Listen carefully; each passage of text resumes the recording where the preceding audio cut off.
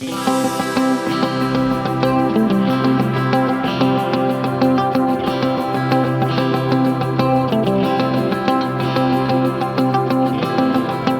I'm Mitch from Zeotap, a leading European customer data platform, and I'm heading up the partnerships team within Zeotap. I'm here with my trusted partner in crime, Marco from DIGITL, and we are going to talk to you about trends in 2024 coming up in the retail media business. Welcome, Marco. Yeah, thank you very much, Mitch. I'm very happy to be here and very excited to talk about the topic retail media today.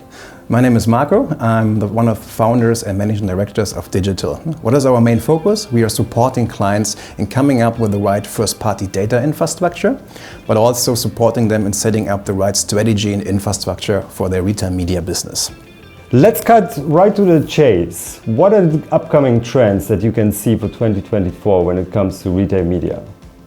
That's a very good question, and I think one of the most obvious trends I can see is cookieless targeting. Everyone is talking about cookieless targeting for a longer period of time already. I see no really adoption in our clients. The need of setting up a first-party data strategy is already there because Firefox and Safari has already started to block third-party cookies. And beginning of this year, Google's Privacy Sandbox is already rolled out to 1% of each of Chrome users. You need really to focus on setting up a first-party data strategy and focus on leveraging and measuring first-party data successfully. And also in Q3, Google's Privacy Sandbox will also roll out to all the users out there. So yeah, it's definitely one of the key trends and one of the most obvious challenges we have to tackle this year. The next one is personalization in your omni-channel strategy. Everyone was talking about personalization, but personalization is only done across silos, but there's no real omni-channel approach. And with the CDP, for example, you can really tackle these challenges and communicate with a personalized message across all your channels. Also, the last trend is also quite obvious. It's AI. Everyone was talking about AI because of the rise of different kind of large language models like ChatGPT, Bard, and so on. But I've never seen a really big business impact regarding those large language model use cases. But I think this will definitely change this year, and you can use those large language models in combination with your first-party data you have stored and collected in a CDP and come up with much more personalized and tailored messaging to your clients. There are also different kind of other AI models which we have already successfully implemented for many clients, like analyzing the behavior of your clients and come up with predictions how they are going to behave in the future. For example, using a customer purchase prediction, that you really can focus on this specific audience segment and target them more successfully to get a much better campaign performance, or do forecasting models. I think AI will also be a big, huge trend in the retail media business in 2024. Do you think that really anyone can afford not really to shift their business into retail media and really focus on this topic this year? No, I don't think so. I think it's important that companies realize that there are major shifts in the industry. As you mentioned before, it's cookieless, it's personalization, expectations of customers, the importance of first-party data in the first place, to be honest, and this needs to be reflected in a more professional view on retail media. That means structure, tooling, offering to the brands need to be elevated and go with the market trends in this year. Great, Marco. So we talked about trends, we talked about market momentum. Which tools do I need to successfully implement a retail media strategy? Yeah, one crucial element of the foundation of a retail media strategy is, of course, a CDP. We talked about that before, that it's very important to have a first-party data strategy in place. And with a CDP, you can collect, segment, and act on first-party data in the first place. So it's very important to have a CDP infrastructure in place so that you're able to come up with this cookie-less targeting approach and can also use your first-party data across different kind of channels. Then it's also very important to come up with a right measurement and tracking approach so that you're able to measure the full customer journey on-site, but also off-site and also offline. And of course, you definitely have to focus on to do this in the data privacy conform way and always respect the user's consent. Next big topic is also coming up with the right tools for your campaigns, so that you're able to run campaigns on-site and off-site. For example, choosing the right tool to manage all your on-site inventory and sell it to your customers. also coming up with the right programmatic channels, coming up with the right social tools. When you have this in place, you would be able to really measure the user behavior, measure the success of campaigns. And when you have this foundation in place, it also makes sense to think of establishing a self-service booking tool. So of course you can take care of your key accounts, no? But why not offering the long tail of your customers also a self-service booking interface? What Amazon, for example, is already doing, or Zalando is doing, so that they can really log into some kind of tool where they can create the campaign, and this campaign is then relying on the first-party data you have stored in your CDP.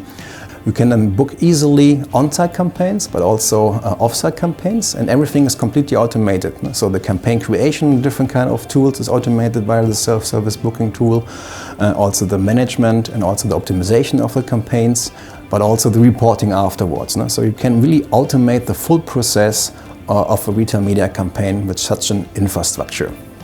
When you have established this foundation, that you are able to know about the user's behavior, this is really valuable data for specific ML models, like, for example, purchase prediction, so that you know, based on the user's behavior in the past, what kind of users are going to buy the specific product in a specific period of time. But can you tell me a little bit more about what the role of a CDP is in retail media? Sure. I think a CDP should be the heartbeat of your retail media offering. Why is that? Because it all requires to unify data, create profiles that are rich and touch base many channels, and a CDP is doing exactly this.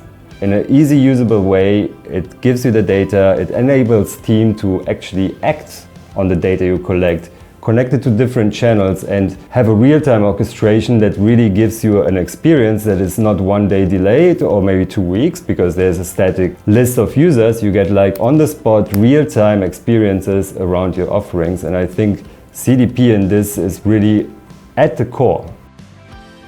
Can you talk a little bit more on how a CDP can utilize in-store data? Yeah, sure. I mean, the cool thing about a customer data platform is it's a customer data platform, not a channel data platform, which means offline data. Think of loyalty cards, think of point of sales data, can be stitched together or brought together into a profile in the CDP that gives you the online and the offline.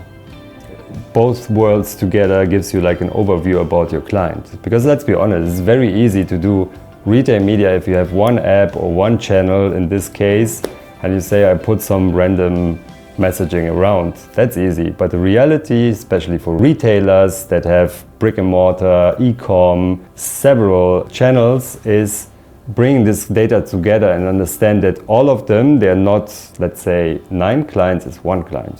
I mean, our common client, Douglas, where we are working on it, they have a loyalty program that we can match to online behavior, that maybe one day the big vision is that you are walking into a store and they will tell you, is it for you or is it a present, because here is your favorite perfume or whatever you like to buy. So I think the real beauty about a customer data platform, to make it like bring it together, is it can stitch both worlds together, because the reality is it's one world, just by design until now that it's separated. Let's be honest, there could be some challenges coming up where a partner like DIGITL can help. Which ones would you flag as to watch out for?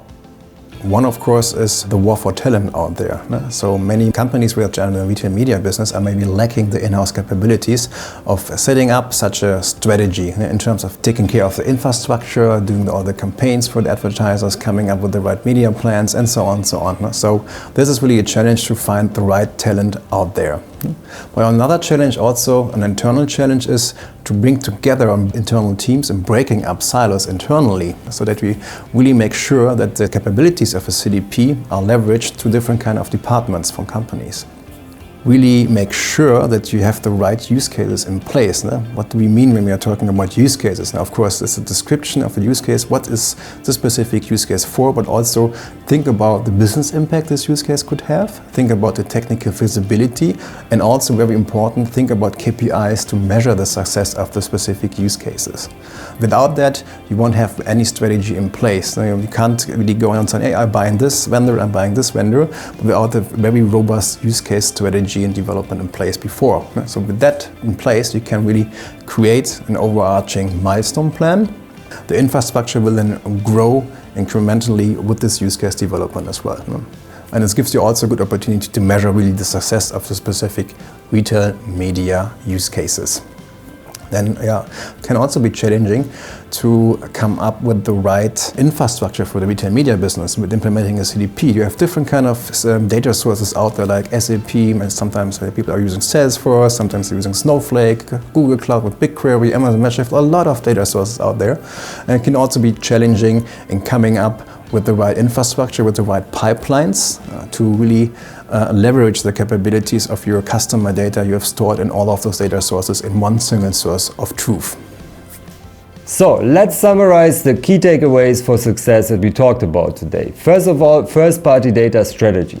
This year, first-party data strategy is the key. If you don't have a strategy in place for the cookie-less time, you might be late to the party and you should speed up.